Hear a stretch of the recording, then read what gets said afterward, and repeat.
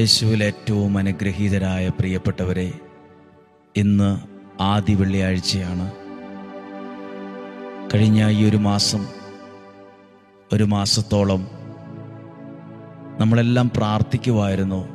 തലമുറകൾക്ക് വേണ്ടി മക്കൾ അനുഗ്രഹിക്കപ്പെടാൻ, മക്കൾ മാതാപിതാക്കൾക്കൊരു കിരീടമായി, ഒരനുഗ്രഹമായി മാറാൻ വേണ്ടി പ്രാർത്ഥിക്കുകയായിരുന്നു.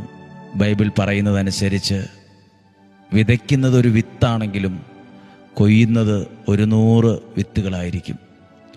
നീ വിതയ്ക്കുന്നത് കൊയ്യും എന്നാണ്. പ്രാർത്ഥനയിൽ വിതച്ചത് സന്തോഷത്തോടെ കൊയ്യാൻ, ആ അനുഗ്രഹം അനുഭവിക്കാൻ ഇടവരും. ലക്ഷക്കണക്കിന് മാതാപിതാക്കൾ അവരുടെ കുഞ്ഞുങ്ങളുടെ പേരുകൾ അവരുടെ ഭവനങ്ങളിൽ എഴുതി വെച്ച് പ്രാർത്ഥിച്ചിട്ടുണ്ട്. ഇവിടെ വരാൻ കഴിഞ്ഞിട്ടില്ലെങ്കിലും നിങ്ങളെയും ഓർത്താണ്, മനസ്സിൽ നിങ്ങളെ കണ്ടുകൊണ്ടാണ് പ്രാർത്ഥിച്ചത്. ഇനി സമാപന ദിവസം പ്രാർത്ഥിക്കുമ്പോൾ പ്രിയപ്പെട്ടവരെ, ഒരുമിച്ച് അധ്വാനിക്കുന്നതും ഒരുമിച്ച് പ്രാർത്ഥിക്കുന്നതും ഒരു വലിയ നന്മയാണ്.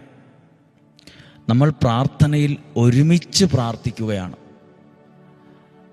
ഒരുമിച്ച് എവിടെയായിരുന്നാലും മനസ്സുകൊണ്ട് ഐക്യത്തിൽ പ്രാർത്ഥിക്കുവാണ്.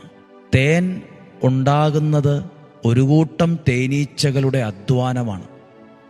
ഏറ്റവും മധുരമുള്ള, ഔഷധ ഗുണമുള്ള ഹണി, തേൻ ഉണ്ടാകുന്നത് ഒരു കൂട്ടം ഈച്ചകൾ പലതരത്തിലുള്ള പൂക്കളിലേക്ക് രാവിലെ തൊട്ട് സന്ധ്യയാകുന്നവരെ മടിയില്ലാതെ അധ്വാനമാണ്. ആ അധ്വാനത്തിൻ്റെ റിസൾട്ടാണ് മധുരമുള്ള, ഔഷധ ഗുണമുള്ള തേൻ. ഇതുപോലെ നമ്മൾ ഒരുപാട് മനുഷ്യർ ഒരുമിച്ച് പ്രാർത്ഥിക്കുമ്പോൾ, ഒരു മനസ്സോടെ നിന്ന് ദൈവത്തിൻ്റെ വചനം കേൾക്കുമ്പോൾ, ഒരു നിയോഗത്തോടെ പ്രാർത്ഥിക്കുമ്പോൾ, ഔഷധ ഗുണമുള്ള മധുരമുള്ള തേൻ ഉണ്ടാകുന്നത് പോലെ മധുരമുള്ള അനുഭവങ്ങളും മധുരമുള്ള കാര്യങ്ങളും നന്മയുള്ള കാര്യങ്ങളും നമ്മുടെ ജീവിതത്തിലും ഉണ്ടാകാൻ തുടങ്ങും. പഴിചാരിയാൽ പരിഹാരമാകില്ല, പരിഹസിച്ചു കൊണ്ടിരുന്നാൽ പരിഹാരമാകില്ല, പ്രാഗിക്കൊണ്ടിരുന്നാൽ പരിഹാരമാകില്ല. എന്നാൽ അതിന് പകരമായി ആ വിഷയത്തെ ദൈവസന്നിധിയിലെത്തിച്ച് പ്രാർത്ഥിച്ചു കൊണ്ടിരുന്നാൽ ആ പ്രശ്നം ഏതായാലും അതിന് പരിഹാരം ഉണ്ടാകും. അവിടെ ദൈവ വെളിച്ചം വരും, അവിടെ ദൈവിക ഇടപെടലുകൾ ഉണ്ടാവും. ഇന്ന് പ്രാർത്ഥനയോടെ